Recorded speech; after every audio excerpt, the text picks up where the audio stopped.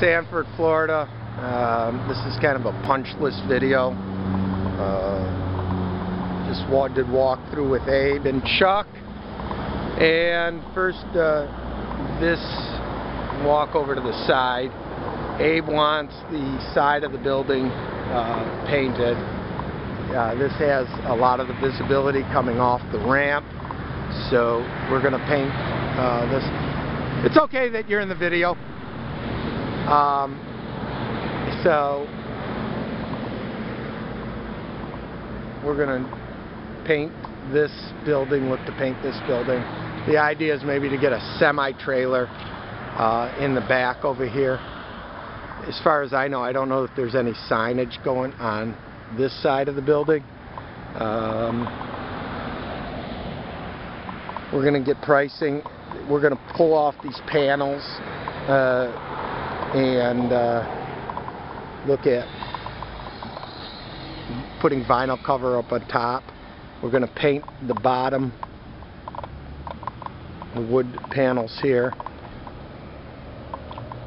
We're not going to do anything on the south side of the building.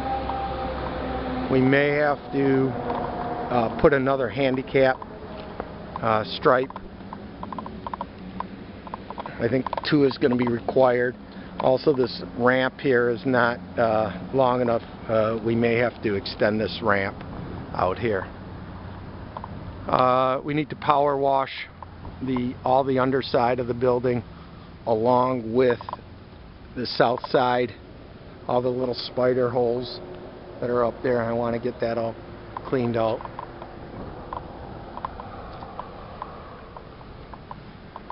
One of the things that we need to do, Phil, is make these doors weather tight. So let me kind of go in and show what I mean, and hopefully you'll be able to see it. But when this door closes, there's a gap over here, and also there's a gap along where the bottom meets the threshold, and when it rains, we're concerned that the rain's going to come in underneath and get underneath the flooring. So this has to be weather tight. All the lenses in the all the lights, the parabolic lights, we want clear lenses put in. The quad box needs to be moved over about 12 inches. The desk needs to come to the base of the 4-foot mark. So we need 4 foot of clearance behind the desk mark.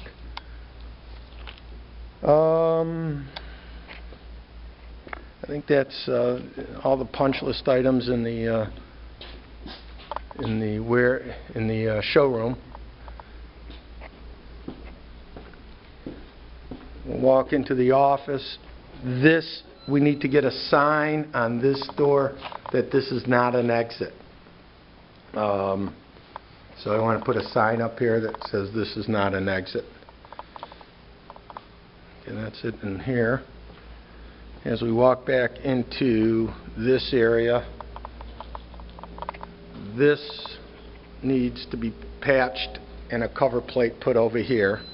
And Abe doesn't want all this cut back. What he's afraid of, and he's absolutely right, is since this is attached to the showroom ceiling, when they lift up their pallets and they'll end up hitting this, they're going to then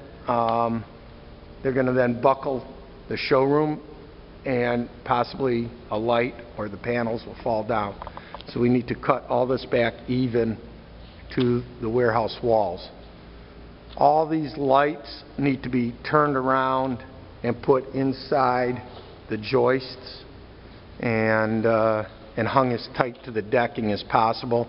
All the ductwork needs to come off. These wood trusses need to come off. Again, anything that the high-low can hit, it will hit and becomes a safety factor. So anything that has to do with safety, all this has to come down. All this ductwork needs to be taken down. We're not going to utilize the unit anyways.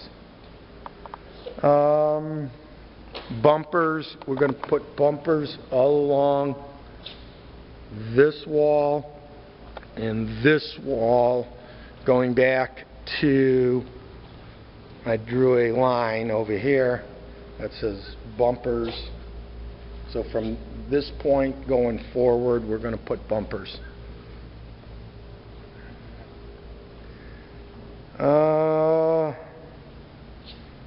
Let me just make sure. Hole in the front.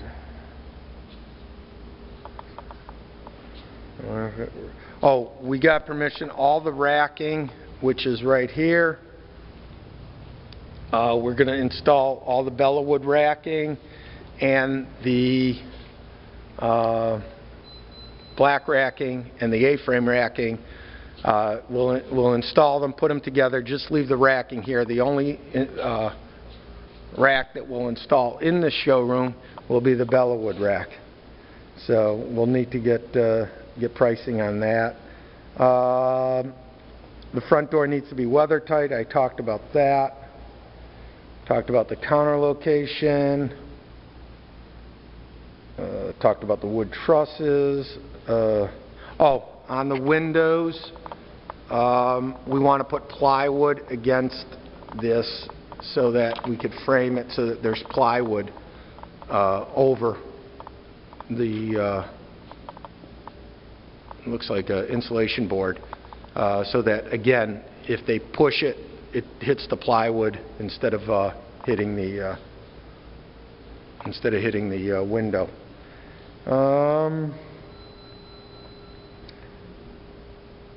There's a rear door back here that we need to tighten the automatic closer on. It doesn't close.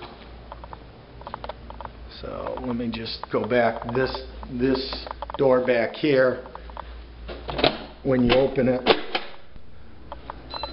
if you look, it doesn't close all the way. So if we could tighten the closer.